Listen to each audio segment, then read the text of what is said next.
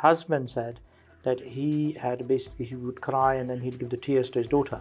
So that's how they survived 70 hours without food, without water. It was quite a long time. Some schools were destroyed with all the children inside them dying. We couldn't find any patients. I'm like, what is this? We've come all this way from the UK. We can't find a single patient here. So we set up some tents in this area. And then there was a huge flood overnight. And then I wake up and, oh my God, I'm floating away. What's happening is all this water coming in. I didn't float away. The tent sort of floated up. A lot of the buildings that have fallen are basically living tombs. There are hundreds of dead people in there, but nobody can get them out.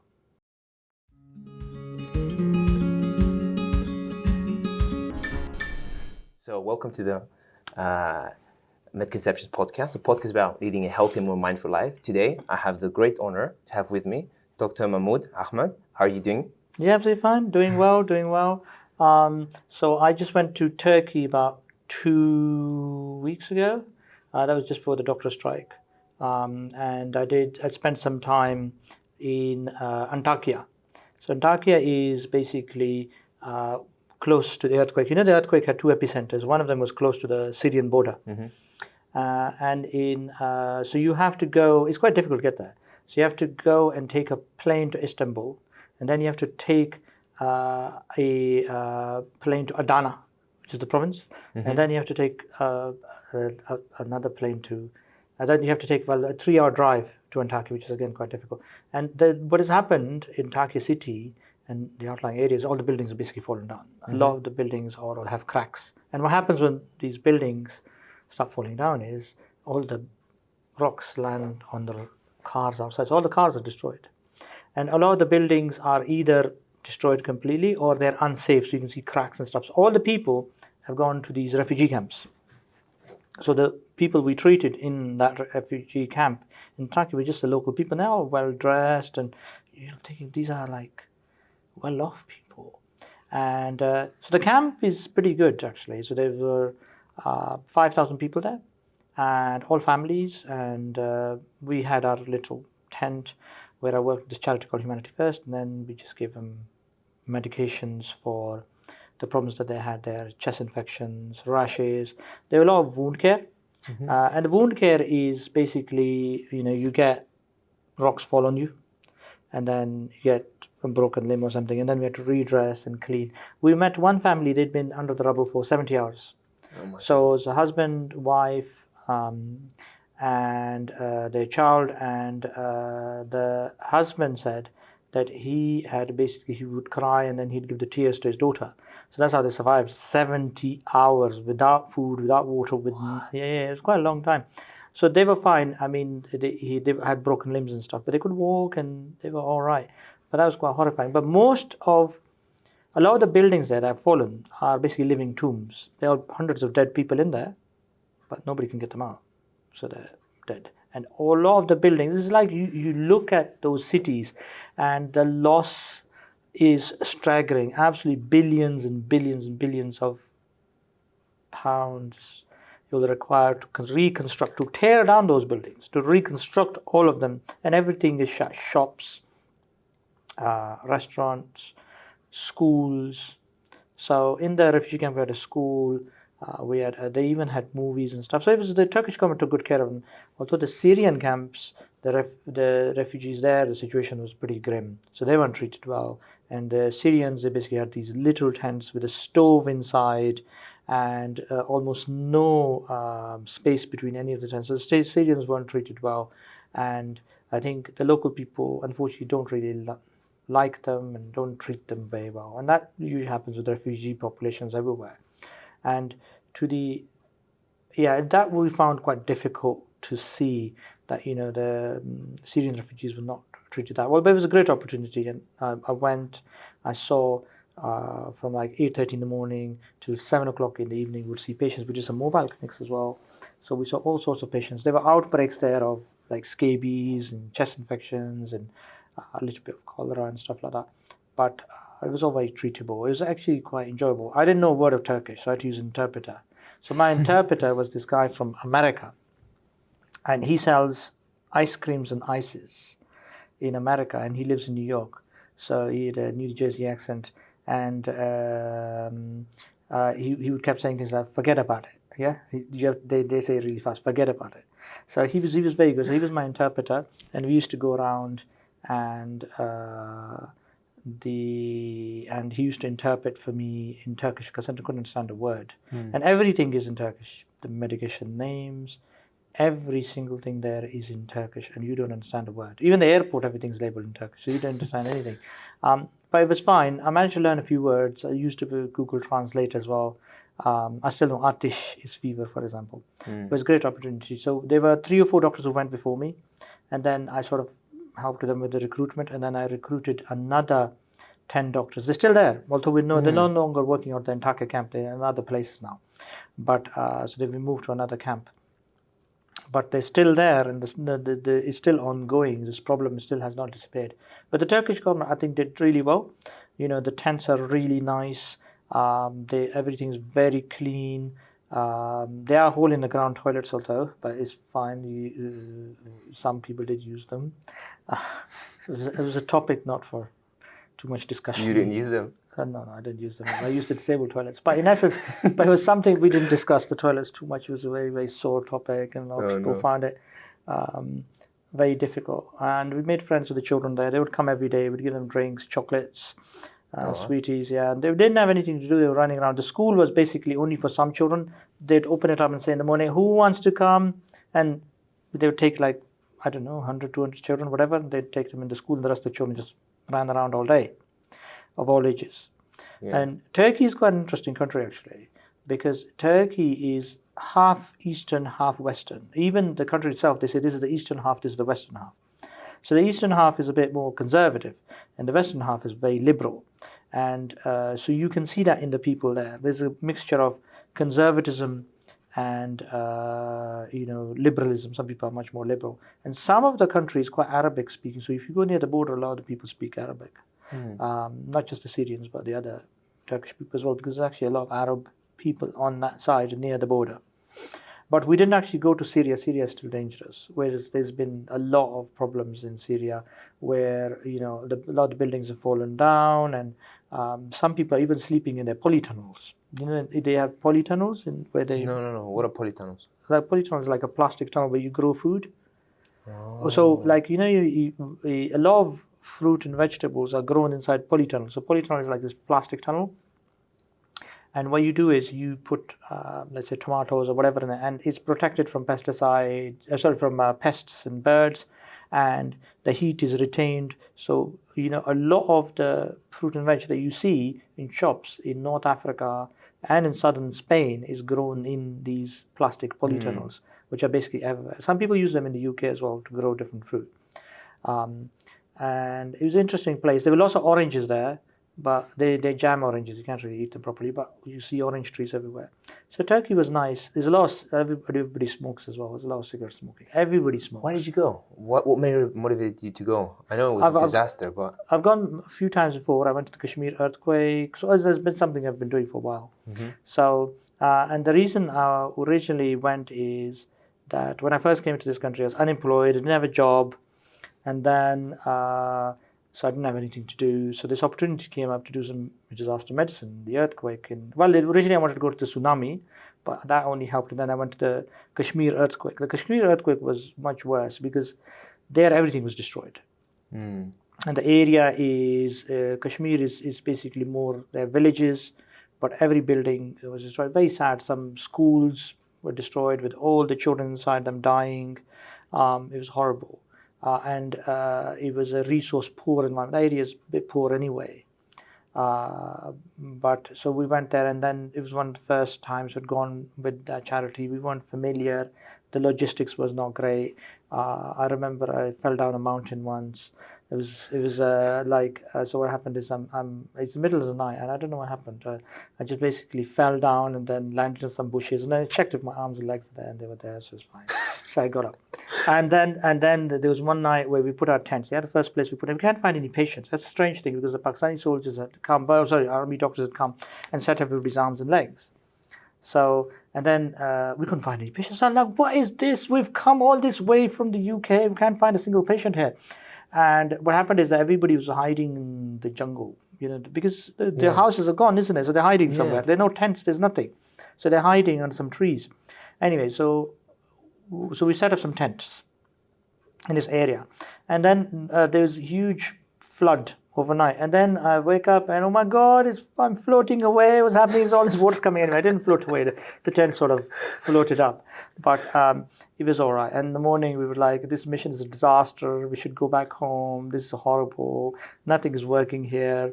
And then suddenly, next day, people found out we were there. And then we started getting patients. And we were getting tons and tons of patients. So the whole mission, actually, that one, the earthquake in Kashmir, went on for more than a year. I managed to find a GP in this country who managed to stay there for 6 months. 6 months. So because a lot of these people, you sort of get these people who are really poor and they can't afford to buy a new house, so they end up staying in the refugee camp for very long periods.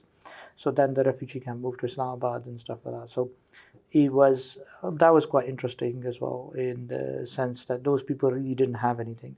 But you sort of get the same problems, which I noticed in the Turkey, is that there was no, you get a lot of rashes from exposure. And you get a lot of chest infections, a lot of coughs, cold, flu, and obviously both places had a lot of fractures and open wounds. So it was. Did you set up a surgery as well there? No, we didn't really do that much surgery. The problem is that there were units to do surgery. This was also true of Turkey as well. That there's more advanced units. So it's divided up into what we call MET1 and MET2 units, which is the WHO classification. MET1 is like a small GP surgery type unit. MET2 is a bigger unit, which is like a mini hospital, and you can go and do stuff there. But obviously, we're trying to upgrade and improve all the time. I've been to other places as well. I've been to Uganda. Uganda was interesting. Uganda, I went there to do some medical camps and stuff. Uganda is... so one thing people don't understand in Africa is a lot of diversity there. So African people don't really like if you confuse a Nigerian with a Ugandan. And once you realize, you go there, you realize they are very different people. So Nigerians are a bit more, if you work with them, more aggressive, get-go type people. And Ugandans are very laid back and calm. But the thing is, they will never fight with anybody. To be honest, this is so passive sometimes. You wonder, maybe you should get into the argument, actually. So they have a mono diet. They eat cassava and the starchy banana, which is like sort of mono diet. There's no heart attacks there. So as a cardiologist, I go there and there's no heart attacks still. It's very interesting. There's a lot of hypertension out there. It's because they have a mono diet, so it's quite healthy, so you don't really have heart attacks there.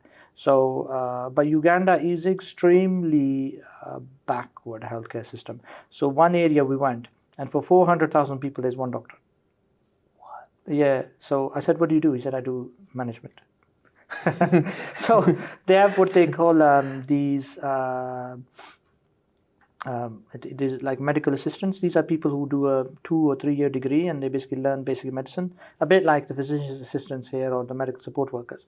So they're not fully qualified doctors, but they treat infection. They can treat chest infections and coughs, colds, or diarrhea and things like that. And we went to the local healthcare units, and it is in really bad shape. All the drugs have been stolen, blood pressure cuffs are gone, everything's gone. So the situation there in Uganda was pretty dire. The only functioning part of the healthcare system is the HIV bit, which the Americans have spent a lot of money on this PEPFAR program. So they've cleaned up the blood transfusion in that country. They have these giving programs that give drugs to HIV patients and stuff like that. So that bit works. But the main bit, it doesn't work very well in Uganda. And the healthcare is quite primitive. It has improved over time, apparently. I was looking at the data, and it has improved over time. And Uganda had a huge problem with HIV at one point. They all, quite a significant problem. Over time, the number of a significant percentage of HIV has been treated. So there's some pockets of people like sex workers or really poor people or migrants and stuff that are still untreated, but I think about the vast majority of them have been treated. The Americans spent a lot of money on PEPFAR. It's about $100 billion since the inception of the program, which was in the early 2000s during the Bush era. So they've spent a pile of money on this, and it's actually worked out really well. So that was in Uganda. Uganda does have rheumatic heart disease also, and they've got a center there that treats these patients with valvuloplasty. And you can even do it in pregnancy. So valvuloplasty, you basically go in and you just open up the valve. Simple. So somebody has severe rheumatic heart disease with mitral stenosis, because mitral stenosis occurs usually in females who are like in their 20s and actually even younger, 18, 20, 21, 22. And sometimes the first presentation is during pregnancy, where the students start getting short of breath. So then what you can do is you can do sedation, local anesthetic, and you go in and you just open the valve up. And that allows them to survive. So, which is very, very useful. But the long term, you need to do a valve repair. But a lot of these countries don't even have a proper surgical center. There's nobody to operate. And this is the biggest valve problem in the world, by far.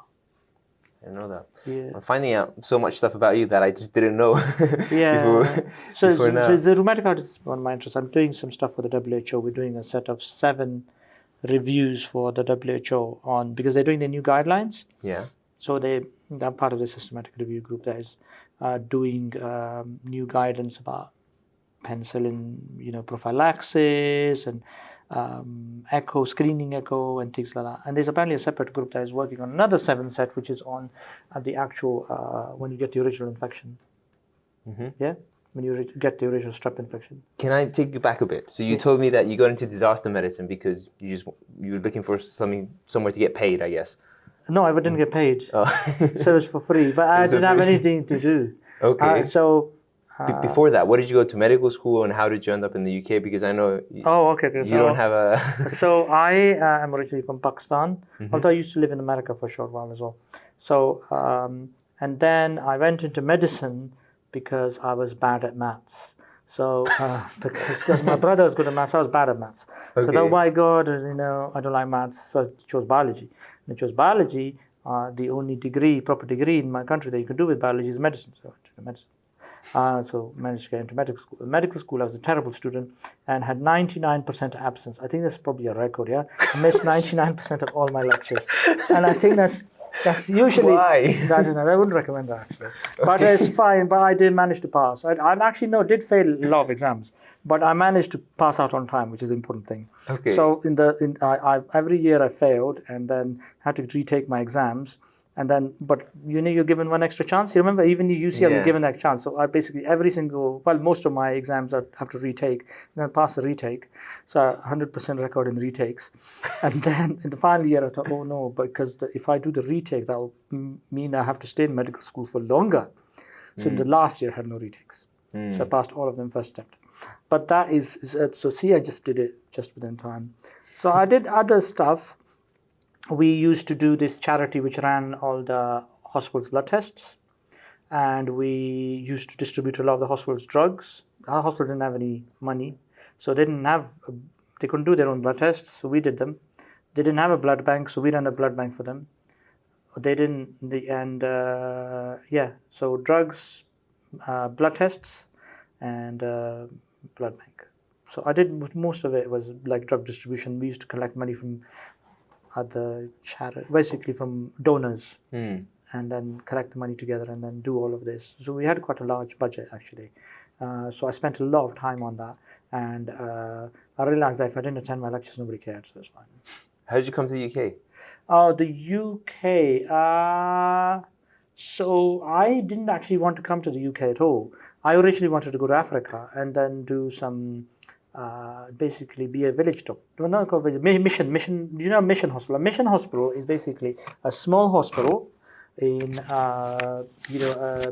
like in Uganda or somewhere else, where what you do is you basically treat local people. Okay. So usually a one-man hospital. They've become bigger now. In Africa, it's expanded now. A lot of these people have come in, like Lebanese and from other countries. So I wanted to do like a little mission hospital, which would basically treat people there and stuff like that. And I thought I'd spend, at least 3 years there was my initial thing, or maybe even a lifetime. But initially, my idea was to spend 3 years there. So that was my original idea. I did want to specialize at some point. But so UK only came to give some exams. I thought I'll give PLAB, and then I'll do some MRCP, and then I'll go. But it sort of didn't work out for various reasons. Well, the main reason is that I got married and I had children, and my oldest son, he's got autism. So he goes to a special school. So I think it would be a bit difficult. He's got epilepsy, he's got lots of medical problems. So I think so it would be quite difficult to do that. So I only do this little bit. That I go on these short, trips, and I organize other people to go, and I do a lot of fundraising and stuff like that. But so that's the UK was sort of a stopover originally, and then I ended up staying for longer and longer periods. But I'm still a stranger in a strange land. Yeah. So when my colleagues ask me like, what are you? So I say like, I'm a Ronin. You know what a Ronin is? No. A Ronin is a masterless samurai. So basically, so I have no, my master's died. In the sense, I have no master. I'm a sale to the highest bidder. so you just buy me. You're a missionary, yeah. Yeah, so you can just buy me, yeah. So I'm just for sale. You pay me, you can buy me. So so you can just buy me, it's fine. So my career I think this is mostly about how I got into research. So interesting, I've got into research through medical students, which seems a strange thing to do. I wasn't publishing that much. I actually only started publishing after probably 39, 40. I started publishing a lot. I'm 45 now. So I used to have lots of medical students. Like in cardiology, every 3 weeks you get a new batch of medical students who are all very excited to learn cardiology. And I like medical student teaching. And it's important because this is the only cardiology rotation, so it's absolutely critical that they get some teaching out of it. Obviously, you feel a responsibility as well. I remember you were amazing. Like you were... Well, I tried to tell the same jokes to each group, so it's fine. It works out. It's a bit like, Goodbye, Mr. Chips, where he repeats the same joke and he gets the same laugh at each group. So, and it's just because the new generations, like, it's because, like, when you started out, you used to watch, like, a 2-hour movie. In India, there's a 3-hour movie. In America, movies are about 1.5 hours long. Then YouTube came along, it's like a 5-minute video, yeah? And now it's TikTok and YouTube Shorts, which is like, 10 seconds, yeah? So basically, people's attention span is gone. And now, basically, I personally can't watch anything because my attention span is 0 now. So I don't even have an attention span anymore. So with students, you have to find ways to engage them, yeah? To keep their interest. The other interesting thing is that, department, for them, the feedback is very, very important because if the feedback is bad, our department suffers because of various reasons. But in essence, bad feedback leads to, oh my God, a lot of trouble in the department. So it's important to get. So one of the ways I found to engage medical students is that you can just try and give them what they want. So a lot of them want ECG teaching and other teachings, which is fine. I'm happy to give them that.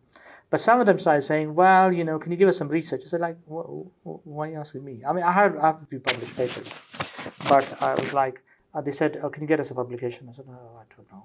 Like, how am I supposed to get you a publication? It's supposed to be quite hard. And then I said, okay, fine. Well, let's do some letters to the editor. So then I would write them. I say, oh, wait, I read this paper in the journal. And I'll always go for something interesting, like I liked. And I'll say, well, I read this paper in the journal, and it says that, for example, black people have poor outcomes in America. So this looks like a hot topic. Yeah, it seems controversial as well. Yeah. Or lack of female representation in cardiology training. Yeah, so that sort of topic I liked.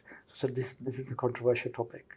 Let's write something on this. And obviously for medical students, it's exciting as well. I don't really like super technical topics on the 3 subphenotypes of HLA-B27. Nobody likes that. Yeah, nobody likes boring topics. So it's something exciting, yeah? Yeah. So more social. So lack of female representation or something, yeah? That, cardiology guidelines have no female authors, something like that. So I'd say write a letter. So I'd give an outline. These are the references. Write that. They'd write it, and then we send it off. What is a letter to the editor? A letter to the editor is 300 words, 400 words.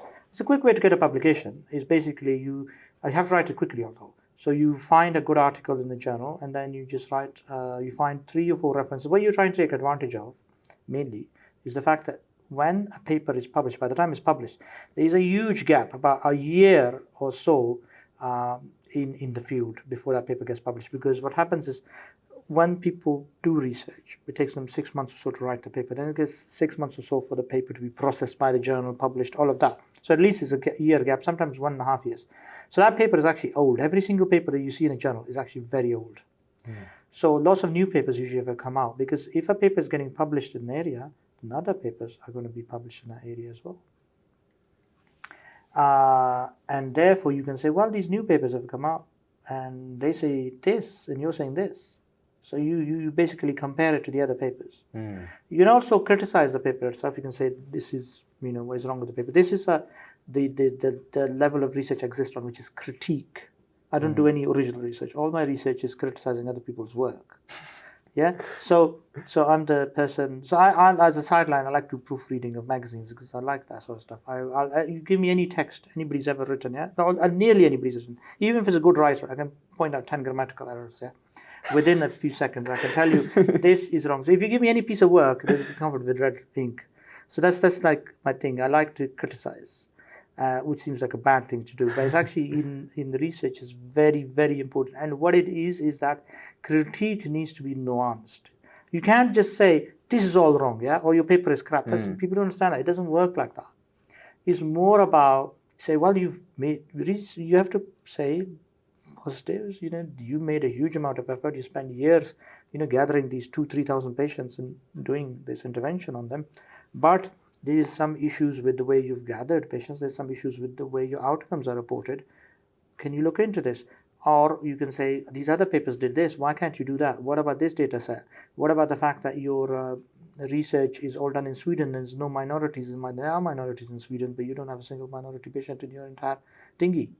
Or you don't have representation of females, or you don't have this or that. So this sort of critique is this layer of research which is quite important. And it's easy to get into.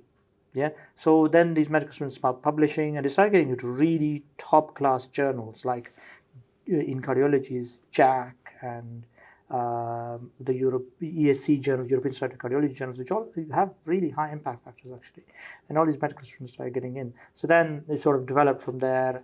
And then I was invited to some random meeting, which is I didn't realize it was Cochrane Heart, and then they started giving me some jobs to do, and I started doing them, and I realized Cochrane Heart, which has got a very prestigious reputation, sadly it's recently died, but it's in a sense their funding has been taken away, but obviously we're still continuing in some other forms. So then I went to this meeting, I was given some random tasks, I did them, and then they started inviting me to all the meetings and said, oh no, and then I started getting, and then we used to have this managing editor at the time, and then she didn't really like me. She said, how is this random person doing all these things and being allowed to have this level of, we shouldn't say control, but in essence he's involved in all of the whole place, and he's not even an employee. And so gradually I got into meta-analysis. Meta-analysis is obviously a subset of research where you average out. It's an averaging technique. You look at papers and you sort of and it's the highest level of evidence. So I think this is important to be said. Below guidance, it's important. I've got 100 publications, and I am publishing a rate of paper a month. A paper a month? Yeah. Meta-analysis.